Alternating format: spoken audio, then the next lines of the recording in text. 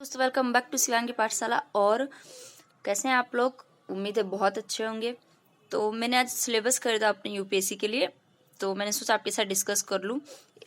Discuss करने से पहले ये बहुत ही अच्छा कुछ लिखा है, यहाँ पे पढ़ते हैं। Your success is your aim, sure success with our name, that is Upkar. तो ये उपकार की सिलेबस है यूपीएससी की। मैंने कितने में ली ये मुझे याद नहीं, जो कि हमेशा की तरह याद नहीं रहती है। ये मैंने अभी 5-6 दिन पहले खरीदी है। बहुत ही अच्छी है ये। और देखते हैं इसके अंदर क्या है। इसके अंदर आप देखोगे तो सबसे पहले ये आपको इसमें चीज़ें दी हुई हैं कि जो यूपीएससी का सिलेबस है, यूपीएससी के बारे में दिया हुआ है कि ये कहाँ कहाँ पे आपके सेंटर्स पड़ते हैं। फिर उसके बाद ये दिया हुआ है कि इसके अंदर कौन कौन से पोस्ट आते हैं। इसके बाद आप देखोगे तो इसमें दिया है कि इसमें आपको अगर फॉर्म भरना है तो आपको मतलब क्या होने चाहिए, इंडिया के मेंबर होने चाहिए, आपके पास सिटीजनशिप इंडिया का होना चाहिए, फिर आपकी किसके लिए कितनी आयु दी हुई है वो दी है, उम्मीदवार की श्रेणी दी हुई है। एक एक रीडिंग मारना, बहुत कुछ इसमें है नहीं। इसके बाद आप आओगे तो आपको बताया गया कि परीक्षा की योजना कैसे, मतलब परीक्षा कैसे होती है। एक तो पीटी होती है, यहाँ पे दी है पीटी, फिर मेंस, फिर इंटरव्यू के बारे में दिया है, फिर पीटी कितने मार्क्स का होगा ये आपको बताया गया है। फिर उसमें आपको क्या क्या लाने होंगे, कैसे कैसे आपको मार्क्स कटेंगे, देख रहे हैं आपने। इसमें दंड के लिए भी मतलब कि निगेटिव मार्किंग के बारे में दिया हुआ है। इसके बाद निबंध के बारे में भी दिया है। फिर यहाँ पे बताया गया है कि जो एग्जाम होंगे आपके पीटी के वो ऑब्जेक्टिव होंगे, तो ये आपके लिए इम्पोर्टेंट है। फिर यहाँ पे सारे दिए हैं कि सब पार्ट, जो पेपर 2 होगा वो किस चीज़ का होगा, पेपर 3 किस चीज़ का होगा, पेपर 4 किस चीज़ का होगा, और टोटल आपके इतने मार्क्स के एग्जाम होंगे। इसके बाद फिर यहाँ पे लैंग्वेज आपको डिसाइड करने बताई गई कि किस किस लैंग्वेज में आप एग्जाम दे सकते हैं।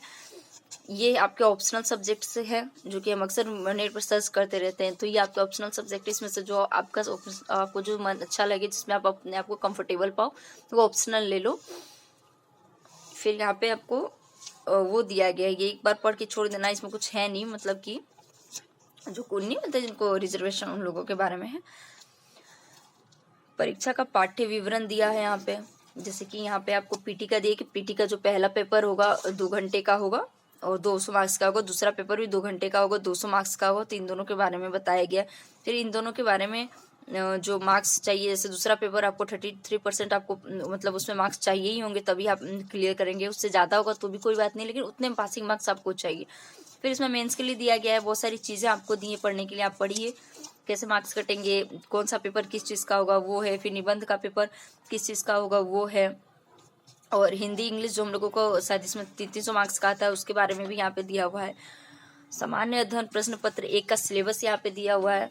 जैसे कि आप कहते हैं, हम कहते हैं ना कि हमारे पास सिलेबस हमेशा होना चाहिए। सिलेबस होगा तभी हमें पता चलेगा कि हमें क्या पढ़ना है क्या नहीं पढ़ना है, तो सिलेबस हमारे पास होने ही चाहिए।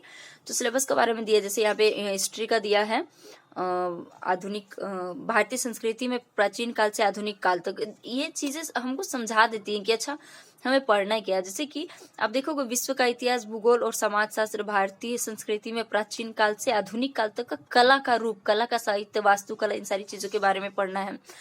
ये सब बात का टॉपिक है। कभी हम किसी एक पेपर को उठाएंगे और उस पर डिस्कस करेंगे, तो ये सारी चीजें डिस्कस करेंगे।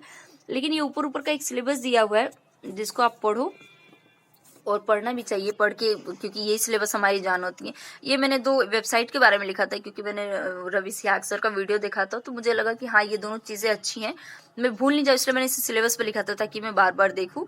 क्योंकि आप देखते हो जो सोसाइटी का पोर्शन है वो बहुत बड़ा है और उसमें बहुत क्वेश्चंस आते हैं, बहुत मायने रखता है, क्योंकि वो इंटरव्यू में भी आपकी हेल्प करेगा कि आप अपनी सोसाइटी को कितने अच्छे समझते हो।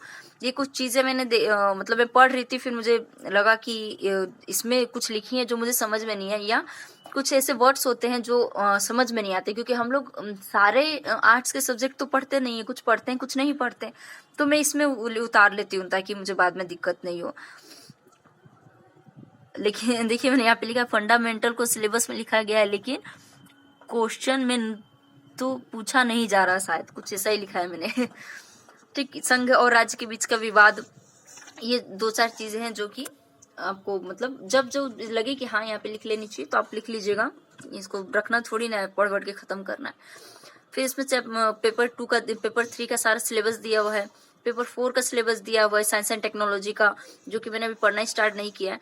पेपर 5 का सिलेबस दिया हुआ है नीति शास्त्र, ये तो मैं पीटी के बाद ही उम्मीद है मुझे कि मैं पढ़ना स्टार्ट करूंगी, अगर निकल गया पीटी तो फिर यहाँ इतना ही दिया हुआ। इसके बाद आपको सारे वो सब्जेक्ट्स दिए हुए हैं जिन पे आप जो आपका वैकल्पिक है, मतलब कि ऑप्शनल है, तो आप इस चीज को देखो कि आपके जो ऑप्शनल है उसको करो। और ये पूरा बस ये 2-4 पेज था हम लोगों के काम का, और ये पूरा ऑप्शनल से भरा पड़ा है, क्योंकि ऑप्शनल के बहुत ही ज्यादा मायने होते हैं ना, और ऑप्शनल बहुत सारी है भी।